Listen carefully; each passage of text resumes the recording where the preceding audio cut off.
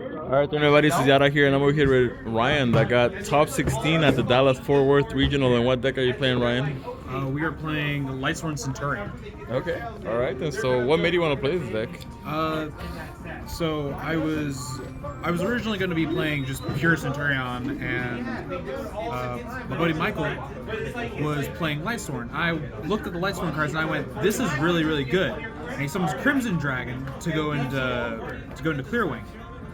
And I had the idea, wait a minute, I can just go into the Centurion cards and go through the full Centurion combo with the new stuff. So that's how we got to here. Okay, so I'm very excited to see this deck over here. So It took me 15 minutes to smoke it. And I still scored higher. Okay, alright then. So Start off, we're playing 3 Whis. This is the 2-card starter of the deck. Place one of your bricks on top and then summon itself in mill 2. It's also the tuner. Just really good card. Also, if it's sent to the graveyard from deck, it reses any Lightsworn. So that allows you to chain block some of like Wolf or Fearless, as well as bringing back the Dragonling to use its effect on some. Next, Dragonling. If you have a Lightsworn engraved, summons itself, and on its special, set Foolish as a Lightsworn. This also searches out JD or Punishment Dragon, which are really good in the deck to begin with. Onto the bricks. 2 Fearless, 3 Wolf. This is standard for any of the Lightsworn builds. Just mandatory effects to summon themselves. Fearless is a tuner. That's about it. 3 Seyfried. This card sends Dragon. We just mostly use it to rather search out Bestials or the Dragonling because it's a dragon. Also just grabs back JD or Lebellion out of the grave, which is amazing. JD himself, only playing the 1. We're not playing Punishment Dragon because I couldn't get my hands on the copy before the tournament. But did you miss it or not? Punishment Dragon, not really. The deck functioned as optimally as I think it could. There was one instance where I think I wanted Punishment Dragon, but it didn't really matter. It's just I milled way too much engine and I needed to put some of it back. That was about it. Onto the Bestials. Doing 1 Mag, 1 Druis, 2 Surinir, and 2 Lebellion. The big point of all of this is putting up level 8s and level 6 dragons for this batter. The level 8s are good because you can make 12s or you can make zombie vampire. I did that quite a few times where I would put Lebellion on field, overlay into zombie vampire, mill 4 off both players, and I just take whatever my opponent had and use the effects of everything that I milled. On Centurions, I was doing 2 Primera, 2 Trudea, and 1 Gargoyle.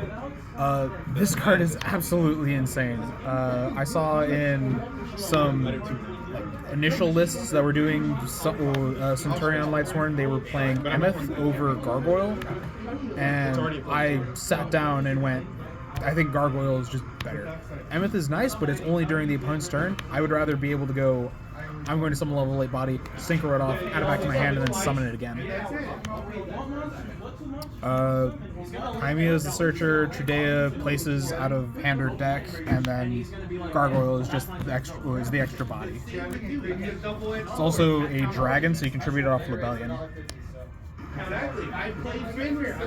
And spells, 3 charge, as it should be, 2 regained. Regained helps put stuff back, and I think there were multiple times where this card won me the game just because it resed a Bestial. And I was able to. It kept my opponent off making SP Little Knight, because if they go SP, I just put it back and I draw a card. And then charge is amazing because it's cost to mill. On the Centurion spells, do 3 stand up, 2 Emblema, 2 bonds, 1 of the new Wake Up. This card was amazing because it's just Foolish Burial, and Phalanx, which is the whole thing I wanted to Foolish Burial. This card lets me play around Nib because it reses the synchro, creates the token for synchro summoning, places out of grave or hand, or if I can banish out of grave on the summon of a Centurion synchro to place one out of grave. Oath was kind of the card that was. It felt a little harsher in the deck because if you do it incorrectly, you lock yourself. Which, for the most part, we just did it to set stand up. That was the whole purpose of this card in the deck. Otherwise, because it technically does the same thing as stand up, but if you leave that monster on field or you put up another monster of the same name, it locks you into Centurions out of the extra deck. But if I just go, I'm going to set it, it doesn't care about the spells. So. And then stand-up does the exact same thing, places out of deck, and keeps and quick play synchros on this special summon monster, which is part of what made this deck so good. I guess we'll move on to the extra deck. Doing 1 SP Little Knight, 1 Erratic Seals, because dragons come easy to this deck, IP Masquerena, because this card's amazing, and Appaloosa, because this card's amazing. I think I only made Oppo like twice through the entire event, and one of them was like the last thing I did was the last thing during the final round because my opponent, I had Masquerena and like almost a full board, and my opponent droplets half my board, leaves the Masquerena unnegated, attempts to move into battle. I say still in main, Masquerena, everything into a format Oppo, and he sits there and goes, still goes into battle, banishes the card face down, and then he can't play through the Oppo because all the other cards in his hand are monsters. Synchros. Doing one of the new Minerva. She's crazy. She's full with burial on legs, as well as she mills 4 if you banish Lightsworns out of grave. She also says no banishing off the field no banishing Lightsworns off the field while she's on the field, which is just amazing. Really easy to make too. Chaos Angel, generically good card. Just easy removal, and if you make it during your turn, if you do it right, you're just resistant to Nib. Dispatcher, recursion, and a genuine problem on a field if you do it right. I thought about playing the Omega package with this, but I decided against it because the extracts got a little tight. I was gonna buy this, but then I realized how expensive it got right now. So yeah, I am really happy that I got this for $20 back when this set released, and I just never got rid of it. This card is amazing, and I think this card will stay amazing, especially now that Baron is gone. Next, playing the 2 Centurion synchros. These cards are absolutely insane. This one just gives you full access to the engine. This is Crimea on a generic synchro monster. The whole line is summon her, send to the tuner summons itself, and then synchro her into this, and then this gets you field spell, and that's full combo. As well as it protecting all of your back row. I had 3 people go like Lightning Storm or Harpies on me while I had this face up on field, and I went, that is fine. None of my stuff dies. As well as if I have this on field with the Crimea says level 5 or higher Centurions are protected. This says my backer is protected, so if my opponent tries to board wipe me, all of my cards all of my Centurion cards will stay. And then Legadia is just draw a card, pop card, and then place out of grave or hand. This one great places out of grave and banish, which is amazing under Shifter, which is part of the reason why this deck functions so decently, because Centurion can play under Shifter. As well as just absolute gas. Crimson package. This card's degenerate, but you know, we give it love anyways. Blazar was actually the big game ender. I made this like maybe 3 times through the whole event. I made this almost at least once a match. Card was absolutely insane. This negates summons. This kills Tempai because it negates the battle, because it negates an attack and ends the battle phase. And and it just comes back during end phase. I stopped my branded opponent from activating anything else in end phase because I went Blazar, comes back, and he just went, oh, it's gonna keep doing that.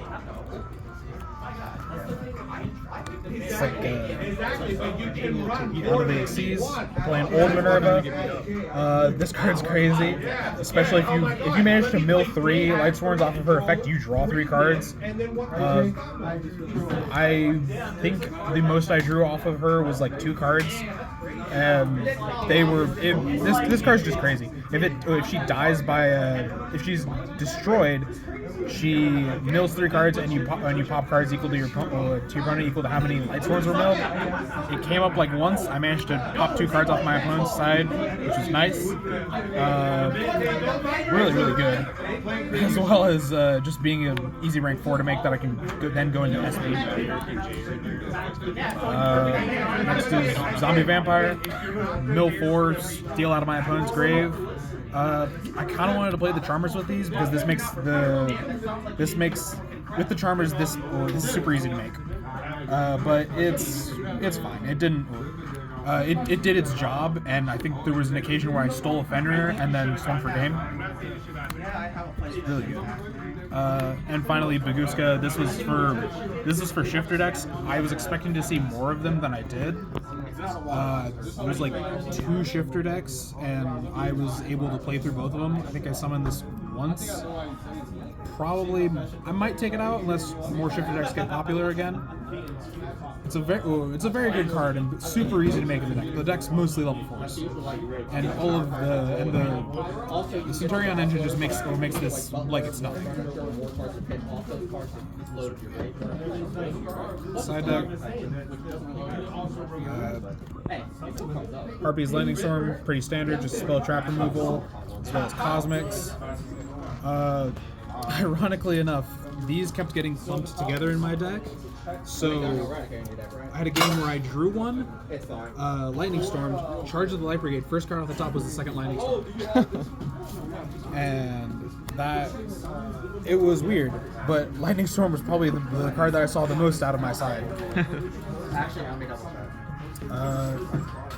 Next up, I'm playing with Shufflebacks. These cards were actually kind of insane. Just banish them, shuffleback 3 out of either player's grave. This murders branded, it kills the mirror, and if you do it right, it really hurts Snake Eye. I sadly only saw it against my branded opponent. And I guess it hurts Pearly too, but Pearly's not too big of a deal right now, despite that. And then traps. So 1 Beast, 1 Black Goat, 2 Synchro Zones, because this card's actually kind of insane, and then 3 Imperms. Beast is nice just because it's removal. I didn't want to main it because maining more than 1 trap in the deck doesn't feel too good. Black Goat was just another good mill target. I used this twice, and it was pretty nice because it forced my opponent into a very bad situation, and from there I was just able to take it. Synchro Zone, I got to see it once, and my opponent kind of raged after because it essentially went Special Summon Fenrir, flip up start a battle, flip up Synchro Zone, and they had to go to main phase 2, and I sat there and just broke their board while they were making it. And then Imperms were especially nice. The main point of these was if my opponent this deck could struggle with like Appaloosa. So the idea was if my opponent makes a deck that I know is going to make Appaloosa, or I think might just put up a kind of a bigger negate, I'm gonna side in Imperm the card, or also for Flu. This it comes up it came up quite a bit, and I saw it twice maybe. I think I sided it in 4 times. Like, let's go. I ain't gonna lie to you. For the most part, the deck is absolute gas to play through almost anything. They're gonna do it right. They're gonna do it again. They're gonna do it again. Sounds good. Congratulations. Do you think you might take this to Nats? Very possible. It probably won't be this. It definitely won't be this exact build, but it'll be some variant. Okay. Appreciate it, Ryan. Thank you so much. Congratulations.